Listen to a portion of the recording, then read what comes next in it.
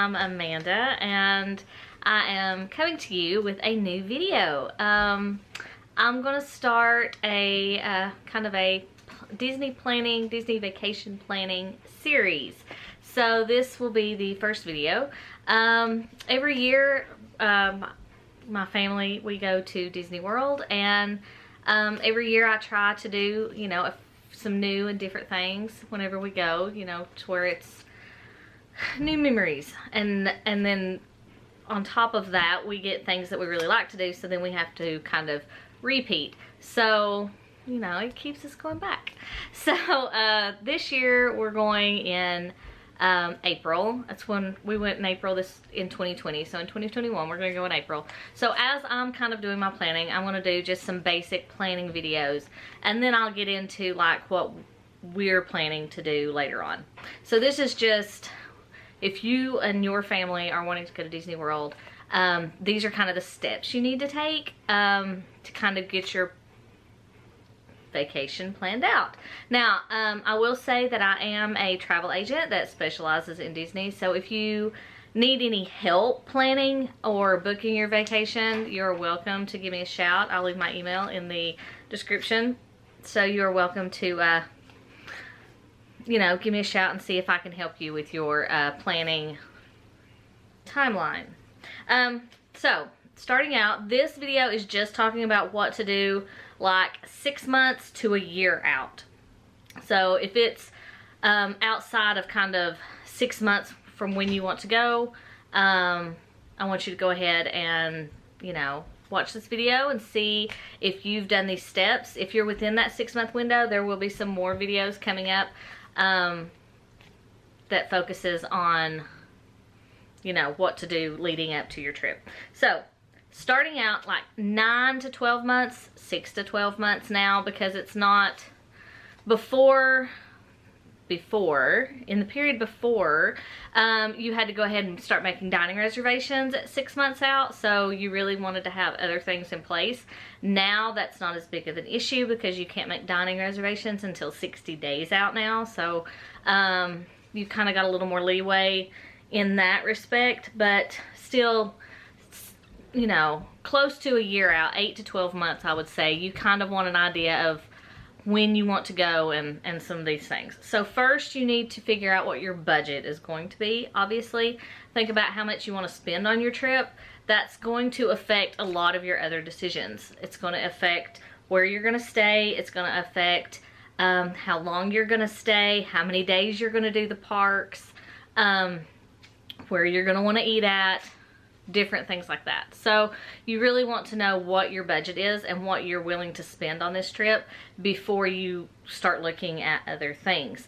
Now, once you set your budget and you start looking at these things, you have to see what's realistic within your budget. So, and we'll talk about some scenario trips maybe later on in the series. Maybe I'll do that after I do this initial set, with kind of some quotes and some pricing to kind of see, you can see kind of where it lands. So the next thing you want to look at is, when are you going to go? Are you going to go in the winter when it's, you know, cooler in Florida? Are you going to go in the summer because your kids are out of school? Are you going to try to hit some of the holidays, which the prices may be higher, but your kids are out of school, so, and you're off from work maybe. So you have to look at, you know, feasibly, when can you and your family, or just you if it's a solo trip, when can you get away and plan for your trip? The next thing is where to stay. So Disney has some discounts, okay? There will be discounts, and those are limited right now, but that will help with your budgeting.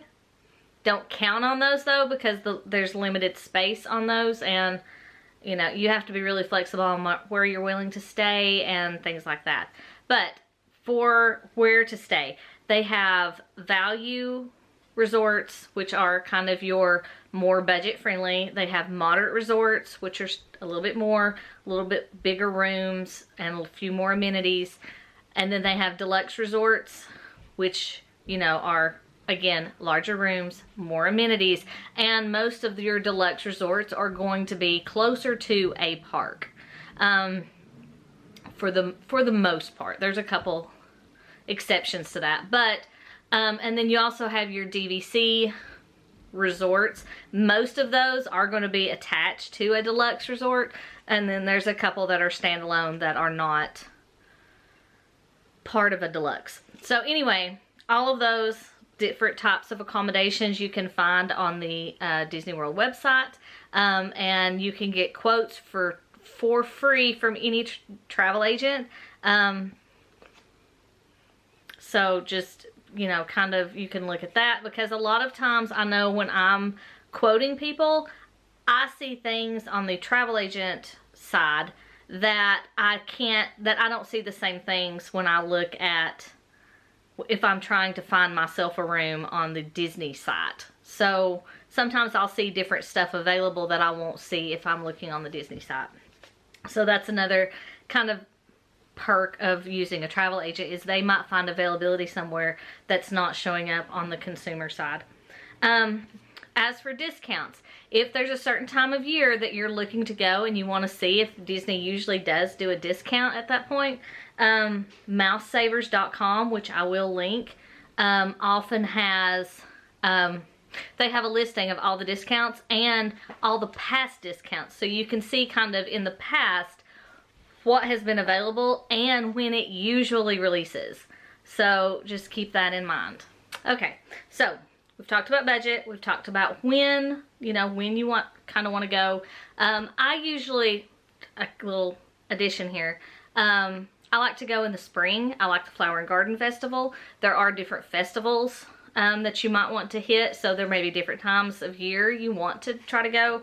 There's the Festival of the Arts, which is usually like January, February. Then you've got the Flower and Garden, which is March through usually like June, but this past year I think it went into July. And then you've got the Food and Wine Festival that runs through the fall, and then you've got Festival of the Holidays that are like November, December. So lots of festivals that you might want to be interested in attending. So that's another thing you might want to look at when you want to go. We've talked about where to stay. The other thing, if you have not already and you're planning a trip to Disney, is you want to set up a My Disney Experience account. You can go to the Walt Disney World website, which I will link in the box below. You want to go there, and if you have not set up your own My Disney Experience account, you want to do that. Now, if you have Disney Plus already, I think you can use the same login for your My Disney Experience account. It links together. So that way you just need one username and password, so that helps. So after you've looked at all this, your when to go and where you want to stay, and you've looked at all these different combinations and ideas, and when you're looking at where to go, also you can Google crowd calendars. There's a bunch of different sites that have crowd calendars. I personally have a subscription for touring plans, and so I use their crowd calendars and other things that they offer. They have a lot of different tools and stuff to plan your Disney trips, so I really like touring plans. But there are others, and there are, free ones that you can look at. So look at crowd calendars if you're more flexible on when you can go. That way you can kind of pick those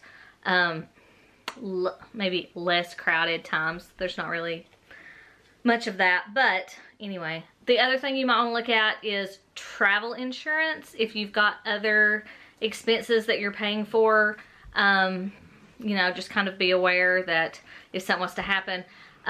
If you book a package with Disney, you have up to like 30 days before check-in to cancel it, and you get all your money back, no problem. But beyond that 30 days, if you do a room-only reservation, you don't have to pay the balance until you get there. And I think you have up to 3 days before to cancel and get your deposit back. So you have a little more leeway there. But if you're doing a room-only and you buy your tickets separate, then you're out that money for your tickets. So travel insurance may be beneficial to you for that. So all of those, for your, once you figured out, you know, when you're going and all that stuff, go ahead and make a hotel reservation. If you're staying on property and you're getting tickets, you can book a room and ticket package for $200. Like put $200 on it. It's yours. It's set. If you decide to cancel it outside of that 30-day, I mean, you get the $200 back and you're not out anything, because, and you don't have to worry about buying tickets separate. You don't have to worry about losing the money on the tickets. You don't, I mean, it's really nice to just have it all packaged together, and you have all the way till that 30 days before to pay your package off. So anyway, but go ahead and make the hotel reservation. If you end up, you know, a discount comes out and you end up switching rooms, they just move that deposit to the new room. You don't have to do, it's so easy just to switch things around. So do that. Once you have your dates, once you have, you know, kind of an idea of where you're going to stay, maybe how long you're going to stay, then I would say start looking at dining. Maybe some restaurants you want to try. Depending on where you're staying, they may have sit-down restaurants there. You also want to look at the quick service wherever you're staying and kind of see what kind of foods they have. And then if you're near another hotel or another resort that you can walk to or something, then see what they have, because you can always go over there and eat at their like table service. You can make a dining reservation there. Right now with the restrictions and everything, they're not letting you resort hop really and go around to different resorts.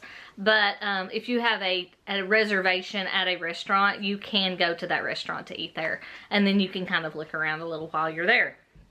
So just kind of start getting an idea of food in the parks and food at your resort and different things, so you'll know once you get to that 60-day mark if you want to make reservations, because there's a lot of places they will fill up at that 60-day mark if there's anywhere really specific that's popular that you want to go to. So pretty much that's it, you know, from the 6 month up that you want to be thinking about.